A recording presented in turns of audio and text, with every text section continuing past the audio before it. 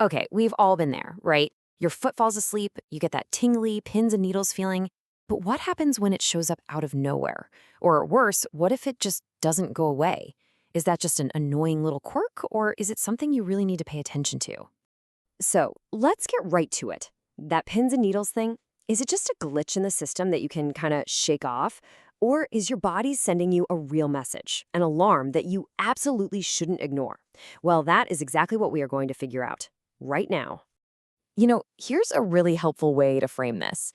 Think of that tingling and numbness as the check engine light for your nervous system. Seriously, it's not just some random weird feeling. It is a very specific signal telling you, hey, something over here needs a little bit of attention. And this is exactly why it matters so much. Look, about 90% of the time, yeah, it's something minor. But that other 10%, that's when the check engine light is flashing for a really serious condition. And knowing how to spot the difference, well, that's absolutely crucial. All right, so how in the world do doctors figure this out? You might think it's some super complex medical mystery, but actually, they start with a formula that is surprisingly simple and incredibly powerful. And here it is. It's a kind of golden rule. Location plus timing equals your clues. That's it. To use it, you just ask yourself 3 simple questions. First, where is it? Is it in one hand, both feet, just on one side of your body? Second, when did it start? Was it all of a sudden, or did it creep up slowly? And third, what else is going on? Are you feeling weak? Are there changes in your vision? Any pain? Seriously, this little formula is the key to unlocking the whole thing. Okay, so let's put that formula into practice. We're going to walk through the most common causes, and we'll start with the stuff that's usually less threatening, what we call mechanical issues. So I want you to picture your nerves like a bunch of electrical wires running through your body. This first group of causes is basically when those wires get physically trapped or squeezed, a classic pinched nerve. Carpal tunnel is a perfect example. A nerve in your wrist gets compressed and bam, you get numbness in your thumb and first couple of fingers. So the big takeaway here is that these kinds of problems are usually in one specific spot. They're localized and often tied to your posture or something you do over and over again. Now, the next category isn't about trapped wires. It's more like worn-out wiring.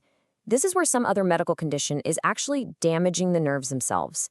The biggest culprit here is often diabetes, where high blood sugar can really harm those tiny nerves, and it usually starts in the feet and hands.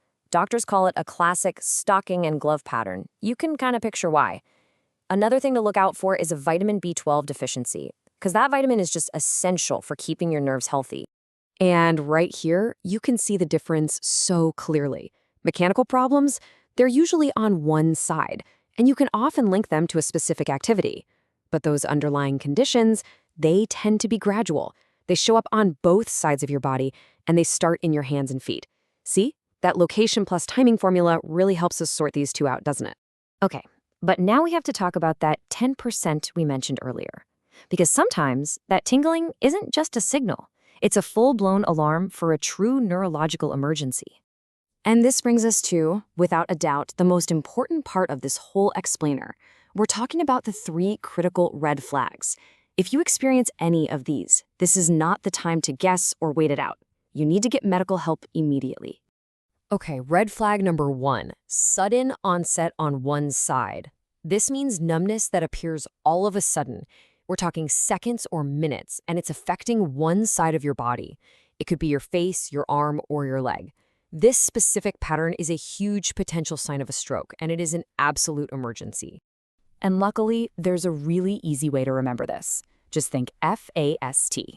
F is for face drooping, A is for arm weakness, S is for speech difficulty, and T is for time. Time to call for emergency help. If you see these signs in yourself or anyone else, do not wait. Every single second counts. All right, red flag number 2 is numbness that comes with weakness.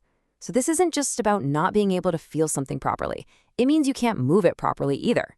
Think about a foot you suddenly can't lift up, or you find yourself just dropping things out of nowhere.